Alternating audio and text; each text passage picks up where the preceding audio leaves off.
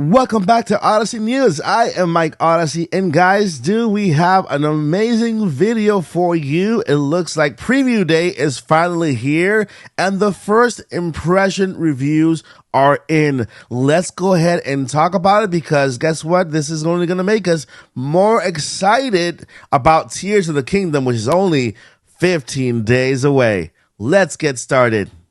Welcome to the Odyssey, hit the like, press play. You're running with the squad like Xenoblade. Drive like Mario, we on. So before we get into today's stories, you see, I want to ask you one thing. I want to ask for your subscription.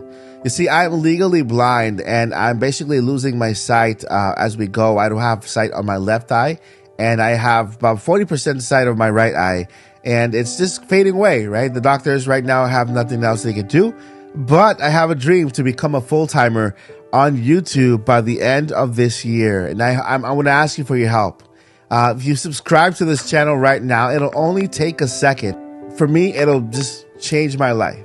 So if you could do that right now, I would really appreciate it. Here we have Monday through Friday Nintendo news. On the weekends, we have products and reviews, and we also have the occasional Nintopic podcast with your favorite voice actor. So I would really appreciate it. It will mean the world to me, and I just want to thank you in advance for giving me your subscription. Let's move on to today's stories. So preview day for The Legend of Zelda Tears of the Kingdom is finally here, which is an event held by Nintendo for major outlets in order for them to play the actual demo of the game. They were allowed to play 1 hour of Tears of the Kingdom to use all of the abilities that Tears of the Kingdom has to offer with Link. And the reviews and the thoughts, the first impressions are now here, and let's go ahead and read over these reviews because they are amazing. So let's go ahead and start with a couple of reviews here by Bloomberg. It's difficult to gog a game as sprawling as Tears of the Kingdom after playing for only 1 hour, but the potential combination of Breath of the Wild's wonder with Minecraft's creativity makes this seem like another potentially big winner for Nintendo. This is Bloomberg. Let's move on to Game Informer. Game Informer says, leaving my hands-on demo, I'm equal parts excited and intimidated by what The Legend of Zelda Tears of the Kingdom brings to the table. On one hand, I cannot wait to see just how clever and nearly game-breaking we can get using these various mechanics. It's truly amazing to see Nintendo react to the community's creativity in Breath of the Wild with a sequel that leans into how players use the mechanics in ways they probably never thought of. In giving players even more tools and just as many new problems to solve, Nintendo is showing it's not afraid of letting players loose in a massive open world with perhaps the most open-ended mechanics it has ever implemented. That was Bloomberg. And Game Informer stated, all in all, from Ultra Hand to Fuse and dozens of Sky Islands, these are just some of the things that make this game, the rare direct sequel to a previous Zelda game, feel the most fresh so far. That's because a lot of animations, objects, outfits, sounds, and more feel very familiar to Breath of the Wild, which is admittedly a slight letdown based on how much of a game hinge around surprise and discovery, but Tears of the Kingdom is layered or tiered, and the way you interact with nearly everything has evolved in creative and dramatic ways. So I have little doubt that there won't be a million new things to do and see in the full game.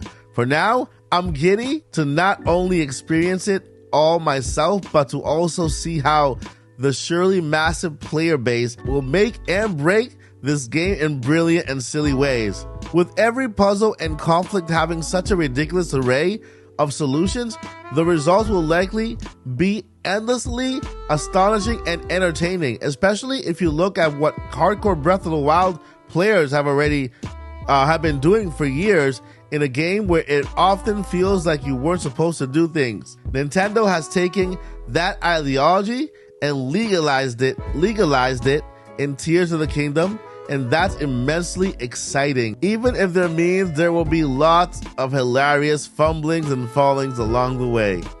That was Game Informer, and these reviews are crazy, and I'm super excited to read all of them. Of course, Game Informer basically spoke about the familiarity of Breath of the Wild, the sounds and everything. To myself, I don't find that a letdown at all, just because I know I'm going to the same Hyrule. So why would the sounds change? Why would the look change? I know the environment changed because of the time that passed, new constructions, a big change when it comes to the atmosphere overall, but it's still Hyrule. So you should still expect to be in the same familiar Hyrule that you are now, with, of course, a lot of implemented changes to it. So that part I'm okay with.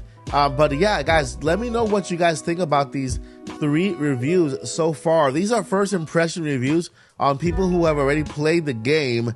You let me know what you think down below. Does this make you more excited to play the game that's only 15 days away from launch? All right, guys, that is going to do it for today's episode. But before I let you go, I have 2 important things I need to let you know. Number 1, never give up. And number 2, journey on. Peace. We're on a journey, looking back on the things that we've taken for granted, but feels like we're learning to be better without